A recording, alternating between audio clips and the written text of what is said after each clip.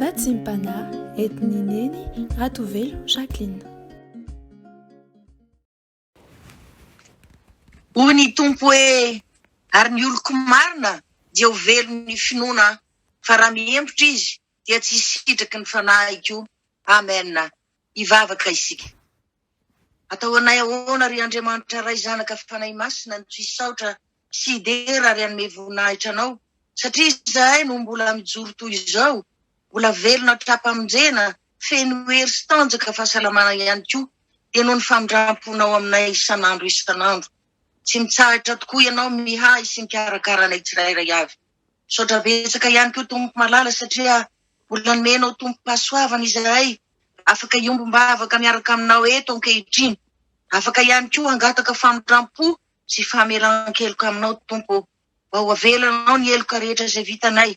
Ko mba sasao izahay amin'ny rasonao adio ho afa-keloka indray ary afaka andray ampitiavana ny afatrao ampianatra anay hanitsy lalana anay ary andehana anay koa araka ny sitraponao. Ko mba fenoa ny fanahy masinao izay rehetra tompo hanazava ny fo sy ny sainay ary ny fanahinay aizanay mandray tsara ny afatrao hitahiry ary ampiatra izany eo amin'ny fiainanay ary koa izara izany eo amin'ny manodidina anay. Dia mitenena Jesosy fa vonona iainanao izay mpanomponao rehetra. Amen. Mbola faly miaraba antsika tsirairay avy amin'ny anaran'ny tompo ry havana ary faly ihany koa amin'ny manona ny fahasoavana momba ampiadanana avy amin'Andriamanitra Ray Jesosy Kristy tompo ary ny hery fampiraisana avy amin'ny fanahy masina. Amen. Ny teny izay angalantsika fampaherezana ry havana androany dia izay hitantsika ao amin'ny bokon'ny Romanina toko 10. Romanina toko 10 ny andininy faraiky ambin'ny folo.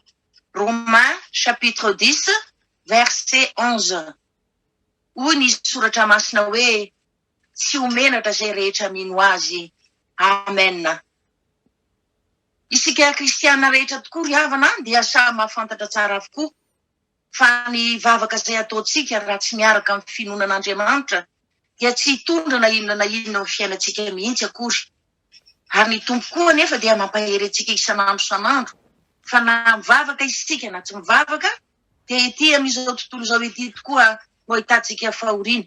Nefa matoky hoy ny tompo fa izaho efa naharesy izao tontolo izao. Koa mila mitandrina tsara isika sao diso hevitra ry havana hoe izaho ty efa mivavaka be, izaho efa mahavita manao ny asa fanompona be dia be, izaho efa mazoto mamaky sy mandinika ny tenin'Andriamanitra ihany koa. Noho izany dia ilanina foana ny fiainako ho lavitray ny olana isan-karazany fa hifanesy kosa ny fitahiana sy ny pahasoavana rehetra.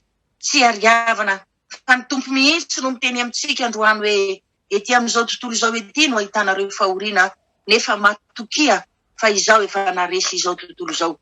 Izany hoe tena hiteny amintsika mihitsy ny tompo ry havana hoe na dia tonga aza ny fahoriana isan-karazany na dia tsy mety daholo aza ny zavatra atao na dia misy zavatra mampisento ary mampitomany antsika ihany koa aza dia aza matahotra fa izaho efa naharesy izao tontolo izao hoy ny tompo. Ary tsarovy indrindra koa ry havana fa amin'ireny fotoan-tsarotra lalovantsika ireny indrindra amin'ireny ny tompo no hanavaka ny manana azy sy ny tsy manana azy. Ary amin'ireny fotoana ireny indrindra ihany koa Jesosy Kristy ilay inotsika hitokitsika raharahantsika izy ilay efa nandresy izao tontolo izao no hampandresy antsika ihany koa ary dia tsy havela no menatra tokoa isika izay rehetra mino azy. Ny fanirian'ny tompo mantsy ry havana dia tena tiany mihitsy isika hitombo amin'ny finoana azy tanteraka. Tiany ho tsarovantsika foana kokoa fa raha mbola izy ilay Jesosy Kristy tsy azo ny fahafatesana ho azonina, izy no manapaka ao anatisika dia inona no loza sy fahoriana velany hampahory antsika eo. Fa ny tiany kosa dia isika mihitsy no hanavao ny fanoloran-tenantsika ao anatrehan'Andriamanitra isan'andro isan'andro. Tiany ihany koa isika ilaza fa ninona zavatra miseho amin'ny fiainantsika dia atoky an' Jesosy Kristy foana ihany koa isika ka hifikotra sy hanaraka azy foana ninona zavatra miseho amin'ny fiainantsika. Raha tonga kosa nefa ny fitahiana sy ny pahasoavana dia mbola izy ihany koa no hitokiny ny fontsika hatrany hatrany. Ary tsarovy ry havana fa raha hitan'ny Satana hoe tsy vitana norerana tao anatin'ny fahoriana isika dia tsy ho tafatoetra ao anatintsika mihitsy akory ny Satana.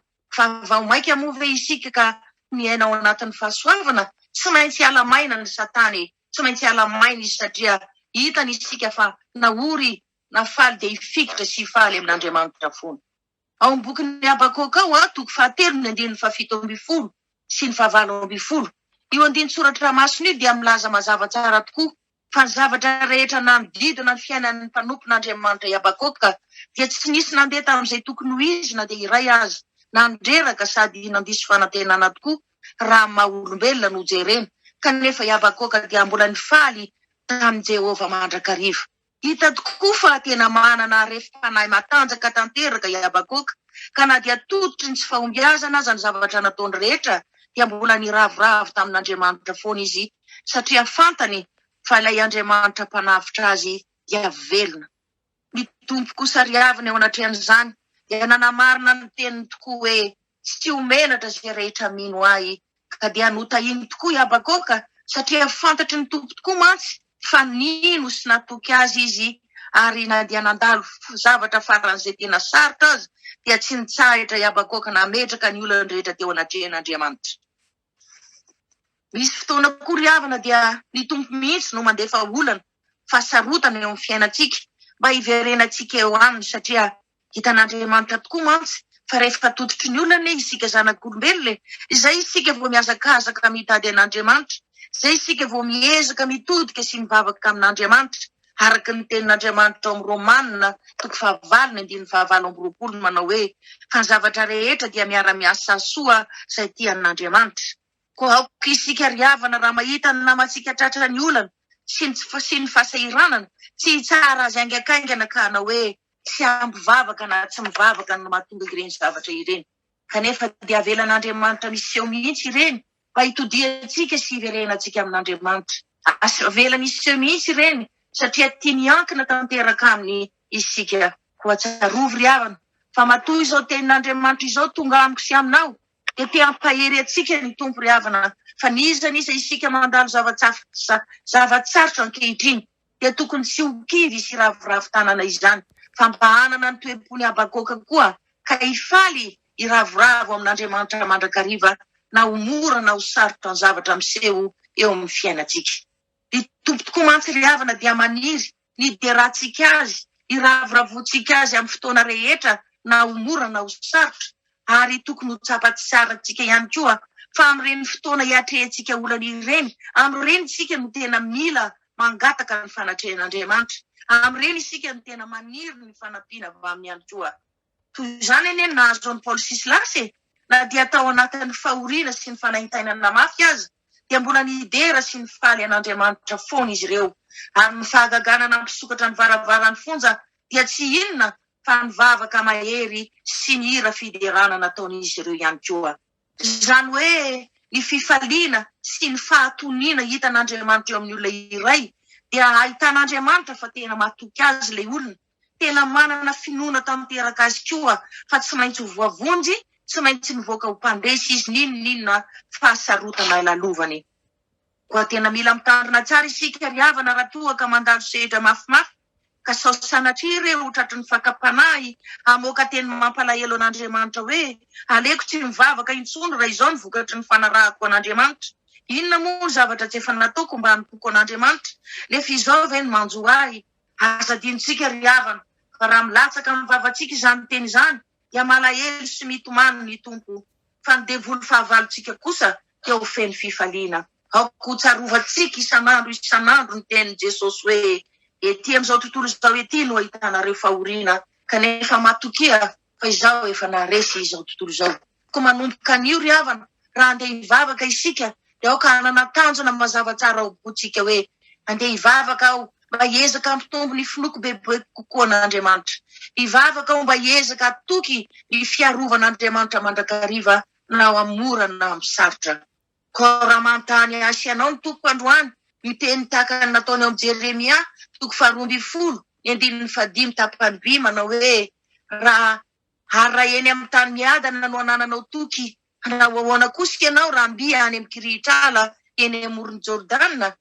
Isika rehetra kosa maly riavana hoe tompo, ino sy atoky anao foana izahay, fa ny fiarovanao ny azo antoka tsara indrindra, ka na dia mandalo kirihitr'ala tokoa aza ny lalako ombanay eo am-piandrasana ny fiavinao ifikitra tsy ala aminao mihitsy izahay ko mba tazomy mafy Jesosy amin'ilay tanam-pitiavanao fa tsy mahatananao izahay. Amen. Iondrika hivavaka isika.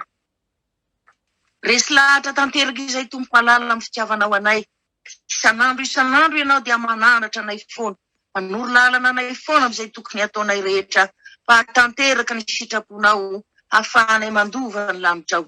Misaotra tompo amin'ny afatrao. Fa tokony hifaly sy ravo aminao foana tokoa izay. Tokony hivavaka sy fikitra aminao foana ihany koa. Na milamina sy feno fitahiana ny fiainanay. Enina dia mandalo kirihitra ala tokoa aza. Satria izany rehetra izany dia lalam-piainana efa voatendrinao tsy maintsy lalovanay. Fa izay rehetra mino sy mahatoky aminao kosa dia tsy avelana homenatra izany ho ianao. Fa tsy maintsy hampandresenao mandrakariva. Fantatray tokoa tompo fa tena tianao izahay hanana toe-po tahaka ny mpanomponao Paoly sy Silasy ary Abakoka. Ka na dia mandalo sedra mafy azy izahay, na dia mbola hifaly sy ravoravo aminao foana, dia mbola hifikotra hifaly ary hivavaka aminao hatrany hatrany. Ko mba ampio izahay tompo malala amin'ny alalan'ny fanahy masinao. Ahery hitombo finoananao hatrany hatrany, na ho mora na ho sarotra ny dianay aty ampiandrasana ny fiavian'ny zanak'olona eny amin'ny raon'ny lanitra, mba ho anisan'ny mpiray lova aminao izahay. Ny voninahitra dia ho an'Andriamanitra irery ihany, fa ny finoanan'Andriamanitra kosa nia mba hitomba ao anatinay tsirairay avy isan'andro. Raiso ampinoana, hitsodranomasina avy amin'Andriamanitra raitsika. Aza matahotra ilay malala indrindra, fiadanana ny ao anareo, mahereza, eny mahereza, hoy ny tompo aminareo hoe, manana finoanan'Andriamanitra ianareo mba havonjena. Ho tanteraka tokoa an'izany amin'ny anaran'ny Ray sy ny Zanaka ary ny Fanahy Masina. Aleluia. Amen.